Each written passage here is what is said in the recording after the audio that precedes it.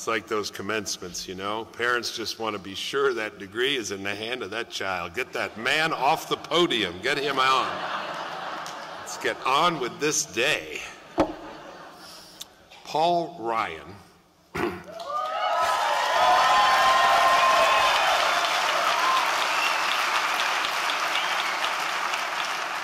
I was just ushered out of the room because Paul Ryan needed to do an interview. I said, do you know? Oh, never mind. Paul Ryan tells me in a text about 2 weeks ago that his job once was to carry my coffee in one hand and copies of the Book of Virtues in the other hand. And now I go around bragging, hey, I know Paul Ryan. Well, sir, Paul, if there's any carrying to be done, in case you think I'm too old for it, and I'm not. I was in Texas Tuesday night debating Chris Matthews. I'm not too old for this.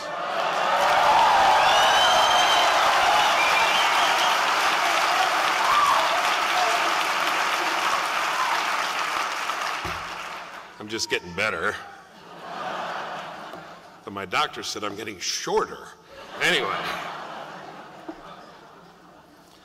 I'll repeat that line. Paul Ryan, if there's any carrying to be done, in case you think I'm too old for it, and I'm not, but if you do, I will carry your jacket and your coffee and your books while you take it to them, Mr. Chairman.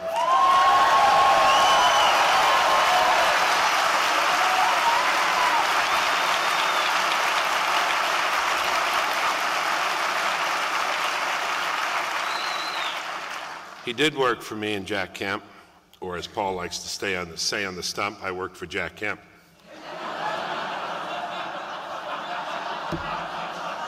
Can't help it, can't help it. We are friends. We have stood on the top of Colorado 14,000-foot peaks together.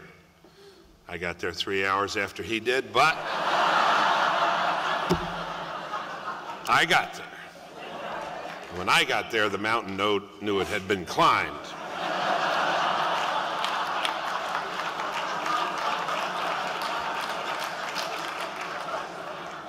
And my son, our younger son was 14. Paul asked him if he wanted to go on a hike. We're in Colorado, and they walked up the mountain. My son Joe said, are we going on the trail? Paul said, no, we're just going straight up. And straight up they went, and my 14-year-old was gasping. Decided he was going to do better next time. He had the next time chance last summer in Colorado, last summer. And now Joe Bennett, Princeton graduate, second lieutenant in the United States Marine Corps. Thank you very much.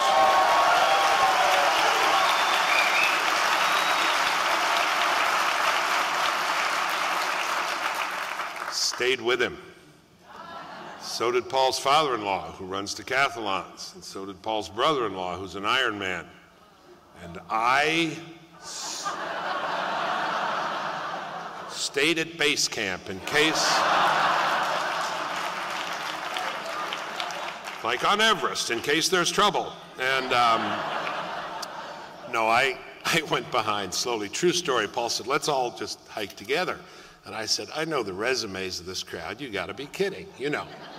But they went ahead, way ahead, and they all stayed together. And I just stayed behind, and dealing with the newfound humility. A guy passed me on the trail and said, you look familiar. Are you somebody? I said, no, used to be, not anymore. He said, I heard Paul Ryan's up here on the trail. I said, he is about 3 miles ahead. You can find him. We have come to know and love each other's families in this way and other ways. I admire him very much. I admire his faith, his courage, his pluckiness, his sense of humor, and his so well-grounded sense of himself. Just gave him a big hug. Hasn't changed a bit. Hasn't changed a bit. He knows what he stands for. And in our time, just as important, he knows what he won't stand for.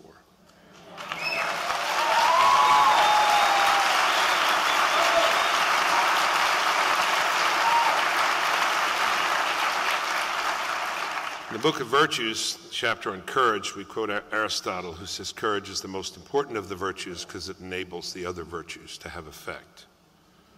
Courage, Pericles said, is the secret of democracy. It still is. Paul has it. He knows how to work, he knows how to think, and he knows how to achieve. He gives me hope, real hope, not the flimsy kind, and so he should to you. He'll be an outstanding vice president for Mitt Romney, and he will bring his own brand of courage and intellect and honor to the team. Mitt Romney has been consistently right in these choices and reactions, some of which I've cited this morning. No more right was he than when he was in the business of selecting a running mate. He was right, Mitt Romney, to denounce the terrorists instead of offering flimsy excuses. He was right in his addresses to these various groups, and his instincts and reactions have been right throughout this campaign. He is right about what it will take for America to get back to work. And he is right that Paul Ryan is the best person to help him do this. And to borrow some words from my very smart wife, these two, Romney and Ryan, will not fail. Paul Ryan.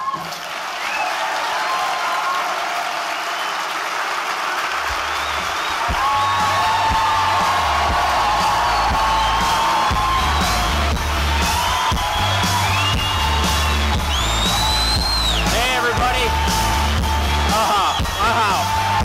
How about this guy, huh? Man. Oh, wow. Thank you so much. Man. Wow. Wow. How about, let's hear it for Bill Bennett, all right, huh? Man. Thank you so much. He did take my joke. When Bill Bennett has climbed a mountain, the mountain knows that it has been climbed. He and I go back a long ways. And, you know, I lost my dad when I was a young guy. And I went through life with really important mentors. None were more important than that man you just heard from, Bill Bennett.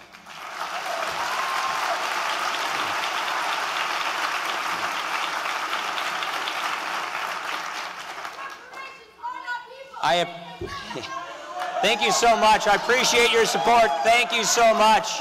I appreciate it. Thank you very much. Appreciate it. Thank you. Oh, that's so kind. Thank you so much. Appreciate it. Thank you. Thank you. Thank you. I appreciate your kind hospitality, and I count it a unique and special honor to have just been introduced by my friend, by Bill Bennett. It's good to be here. It's good to be part of the Values Voter Summit once again, and this time I bring greetings from the next President of the United States, Governor Mitt Romney.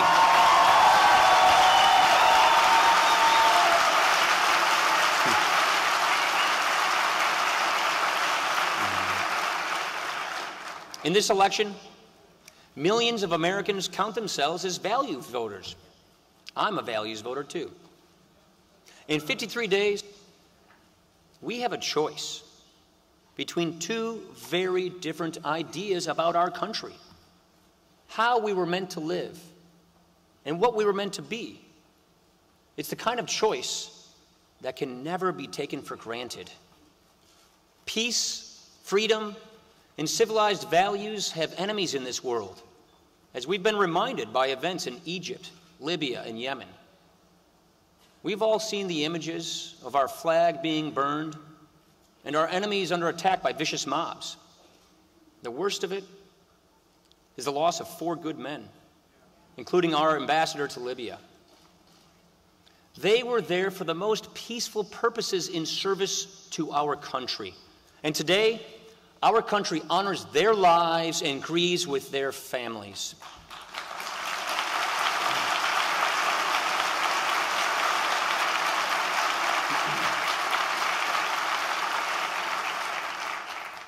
All of us are watching events closely, but we know who America is dealing with in these attacks. They are extremists who operate by violence and intimidation, and the least equivocation or mixed signal only makes them bolder. Look across that region today, and what do we see? The slaughter of brave dissidents in Syria, mobs storming American embassies and consulates, Iran 4 years closer to gaining a nuclear weapon. Israel, our best ally in the region, treated with indifference bordering on contempt by the Obama administration.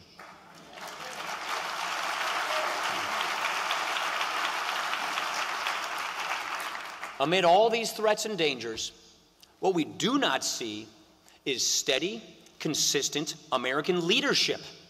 In the days ahead and in the years ahead, American foreign policy needs moral clarity and firmness of purpose.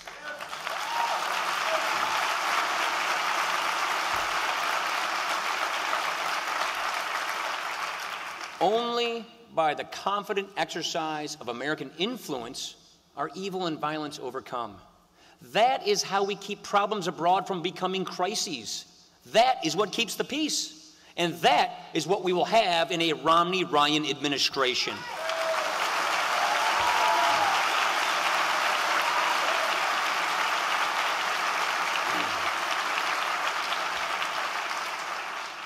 In the all-important election of 2012, values voters are also economic voters. This election will hold the incumbent accountable for his economic failures and affirm the pro-growth agenda of Mitt Romney. It is true that President Obama, he had a lot of problems not of his own making, but he also came in with one-party rule and the chance to do everything of his own choosing. The Obama economic agenda failed not because it was stopped, but because it was passed. That's a key distinction.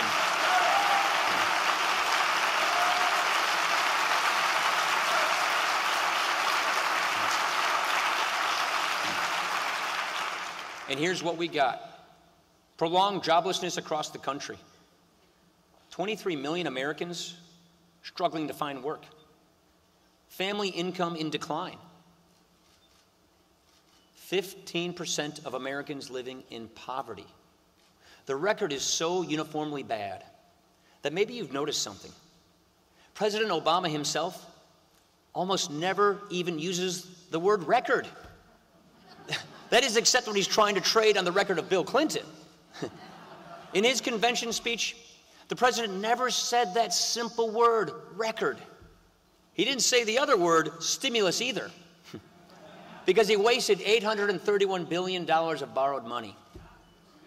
At a time of mass unemployment, he didn't even say unemployment, because we're in the slowest recovery since the Great Depression. And by the way, he didn't even use the word recovery either. Never mind that recovery was what all America expected from Barack Obama. You see, he wants us to forget all of these things. And lately, he's been trying out a new tactic. It's a classic Barack Obama straw man. If anyone dares point out the facts of his record, why then they're just being negative and pessimistic about the country. The new straw man is people hoping for the decline of America. You know, it's pretty sad, but this is the closest President Obama can come these days to sounding positive himself. But we have to face up to all that has gone wrong these past 4 years so that the next 4 years can be better. Ladies and gentlemen, we cannot afford to make economic failure a two-term proposition.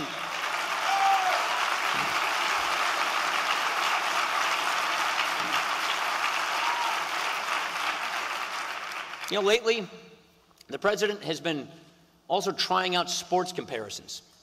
He compares his fourth year of his term to the fourth quarter of a basketball game. You can expect more of this, because if there's one thing that the man can do, it's talk a good game. Only problem is the clock is running out, and he still hasn't put any points on the board.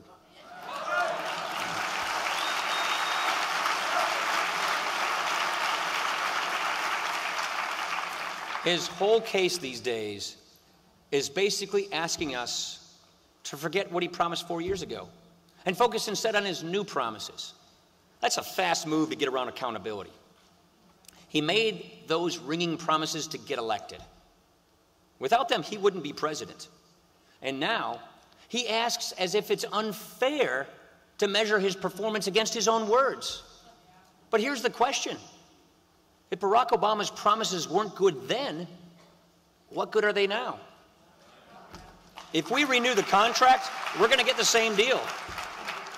If we renew the contract, we'll get the same deal, with only one difference. In his second term, he will never answer to you again. In so many ways, starting with Obamacare, re-electing this president would set in motion things that can never be called back. It would be a choice to give up so many other choices. When all the mandates of government-run healthcare come down, the last thing the regulators will want to hear is your opinion. When the Obama tax increases start coming, nobody in Washington is going to ask whether you can afford them or not. When all the new borrowing brings our national debt to $20 trillion and then $25 trillion, nobody's going to ask you about the debt crisis or even help you prepare for it. But we, the people, need to think ahead, even if our current president will not, in order to avoid the crisis while there is still time. Everyone knows that President Obama inherited a bad economy. And 4 months from now, when Mitt Romney is sworn in as president, he will inherit a bad economy. But here's the difference. When a Romney-Ryan administration takes office, we will also take responsibility.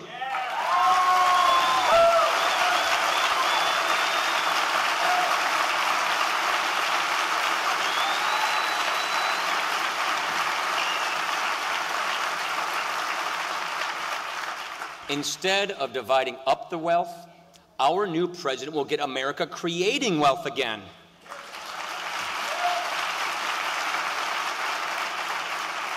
We're going to revive free enterprise in this country to get our economy growing faster and to get our people back to work.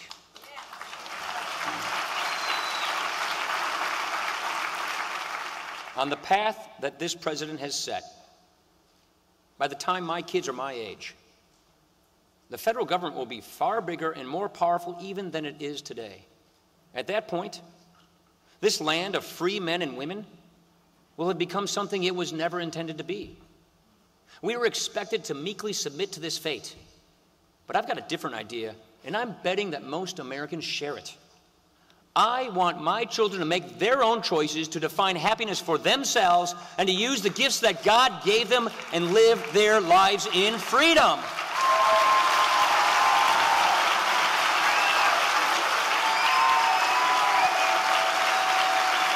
That's the American idea.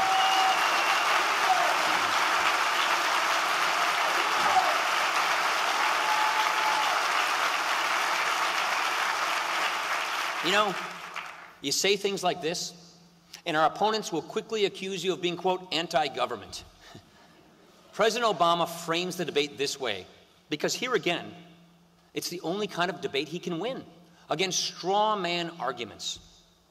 No politician is more skilled at striking heroic poses against imaginary adversaries. Thank you very much. That's right. Thank you.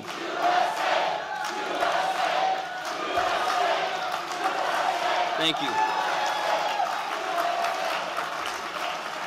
In case you didn't hear it, let me say it again.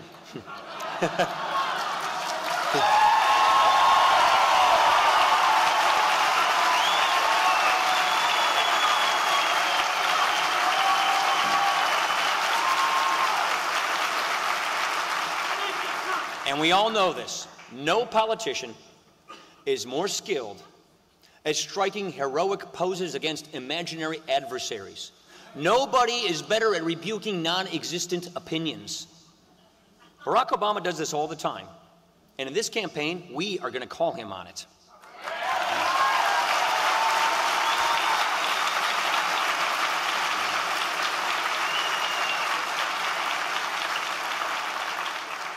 The president is given to lectures on all that we owe to government, as if anyone who opposes his reckless expansion of federal power is guilty of ingratitude and rank individualism. He treats private enterprise as little more than a revenue source for government. He views government as the redistributor and allocator of opportunity. Well, the results are in for that too. Here we are, 4 years of economic stewardship under these self-proclaimed advocates of the poor, and what do they have to show for it? More people in poverty and less upward mobility wherever you look. After 4 years of dividing people up with the bogus rhetoric of class warfare, just about every segment of society is worse off. To see all this played out in any country would be bad enough. To see it becoming the daily experience of life in the United States is utterly contrary to everything we are entitled to expect. Mitt Romney knows that this country and all the millions who are waiting for their working lives to begin again were made for better things. To borrow the words of another mentor of mine, Jack Kemp, I had to do that for Dr. Bennett. Mitt and I understand that no government in history has been able to do for people what they have been able to do for themselves when they were free to follow their hopes and their dreams.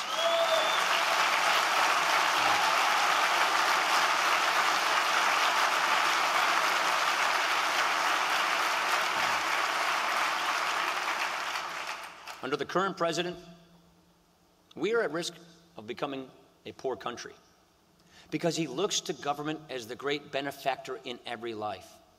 Our opponents even have a new motto. They say, quote, "Government is the only thing that we all belong to." I don't know about you, but I've never thought of government as something that I belong to. As a matter of fact, on the 7 occasions I've been sworn in as a member of Congress, I have never taken an oath to the government.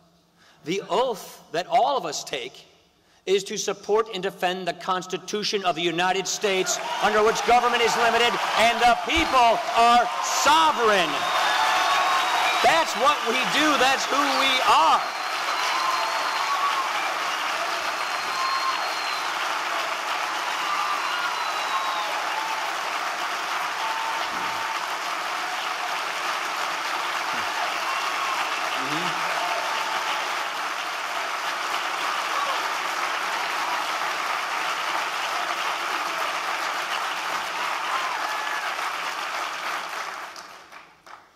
In the experience of real life, the most important things we belong to, they have a very different hold on us.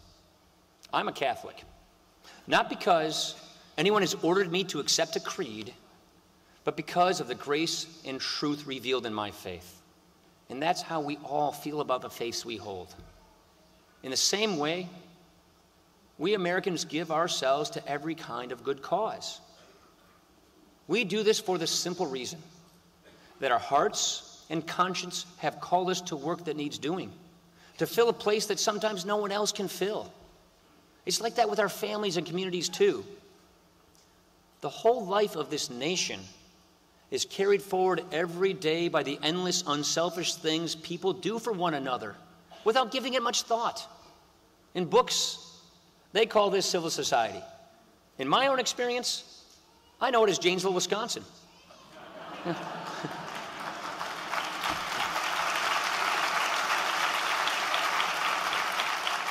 Janesville is a place like 10,000 others, where a lot of good happens without government commanding it, directing it, or claiming credit for it.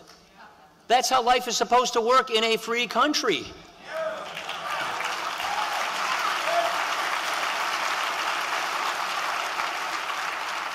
And nothing undermines the essential and honorable work of government more than the abuse of government power. In the president's telling, government is a big, benevolent presence, gently guiding our steps at every turn. In reality, when government enters the picture, private institutions are so often brushed aside with suspicion or even contempt. This is what happened to the Catholic Church and Catholic charities this past January, when the new mandates of Obamacare started coming. Never mind your own conscience, they were basically told. And from now on, you're going to do things the government's way. Ladies and gentlemen, you would be hard-pressed to find another group in America that does more to serve the health of women and their babies than the Catholic Church and Catholic charities.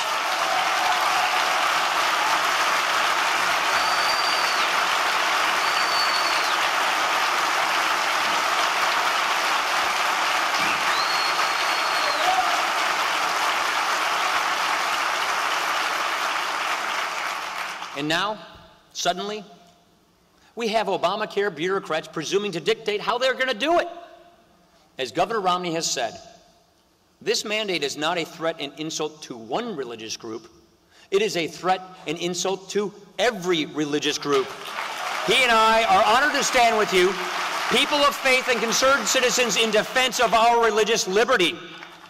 And I can assure you, when Mitt Romney is elected, we will get to work on day one to repeal that mandate and all of Obamacare.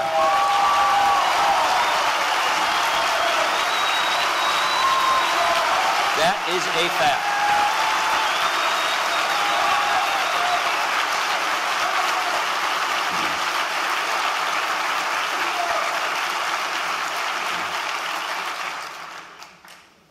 Finally, when he tries to make big government sound reasonable and inclusive, the president likes to say, we're all in this together.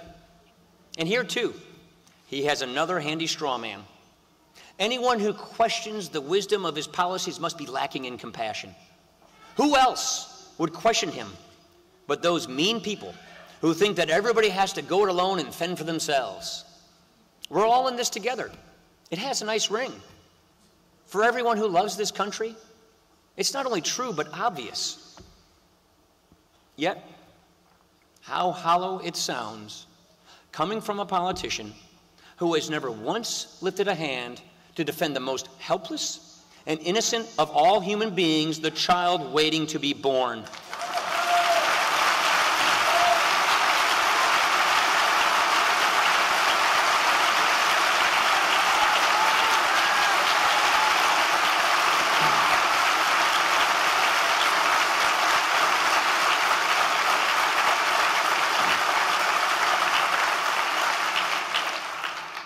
Giving up any further pretense of moderation on this issue, and in complete disregard for millions of pro-life Democrats, President Obama has chosen to pander to the most extreme elements of his party.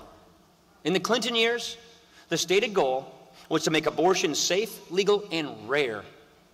But that was a different time and a different president.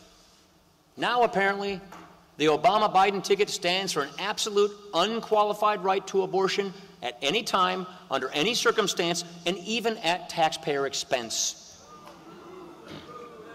When you get past all of the president's strawmen, what we believe is plain to state. These vital questions should be decided not by the caprice of unelected judges, but by the conscience of the people and their elected representatives.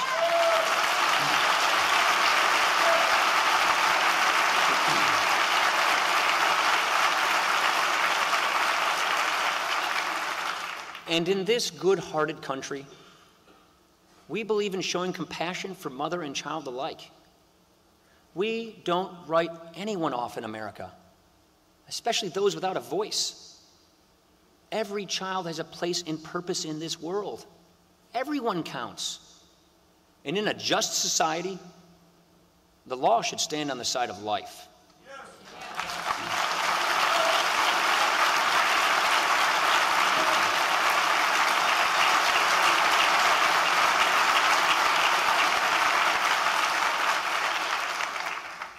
So much of our history has been a constant striving to live up to the ideals of our founding, about rights and their ultimate source.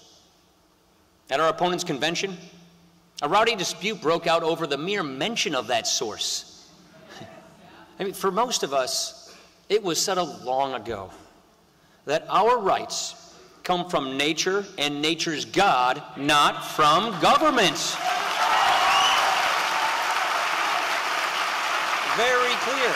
That's the American idea. A disregard for rights, a growing government and a static economy, a country where everything is free but us. This is where it is all tending. This is where we are being taken by the present administration. This is the road we are on. But my friends, that road has an exit just ahead, and it is marked Tuesday, November 6, 2012.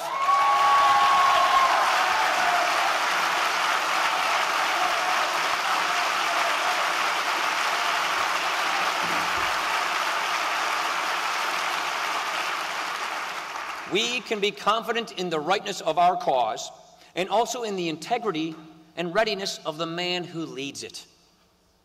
He is a solid and trustworthy, faithful and honorable man. Not only a defender of marriage, he offers an example of marriage at its best. Not only a fine businessman, he's a fine man, worthy of leading our country and ready to lead the great turnaround that we have spent 4 years waiting for. You know, I'm not the only one who has told Mitt that maybe he needs to talk more about himself and his life. It wouldn't hurt if voters knew more about those little things that reveal a man's heart and his character. This is a guy who, at the height of a successful business, turned the entire company into a search and rescue operation the moment he heard that a colleague's young daughter was missing. He's a man who could have easily contented himself with giving donations to needy causes. But everyone who knows him well will tell you that Mitt has always given himself. He's one of those guys who doesn't just exhort and oversee good works, but shows up and does the work. Mitt Romney is the type we've all run into in our own communities. The man who's there right away when there's need, but never first in line when praise and credit are being handed out. He's a modest man with a charitable heart, a doer and a promise keeper. He's the kind of person every community could use more of, and he'll be the kind of president who brings out the best in our country.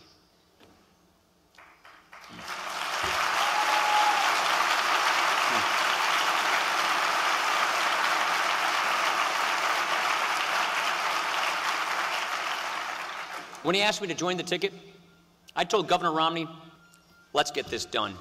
Yeah. That's been my message ever since, and now I'm asking all of you the same. We know what we are up against.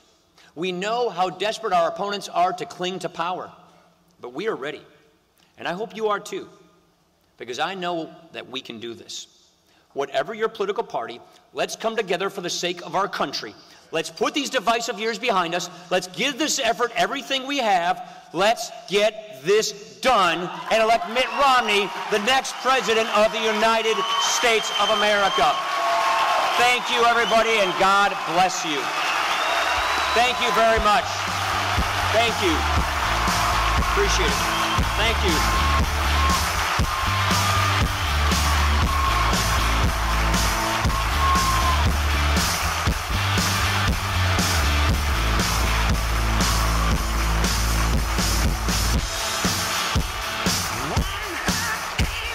Thank you. All right, ladies and gentlemen, now we're going to give you a 2-hour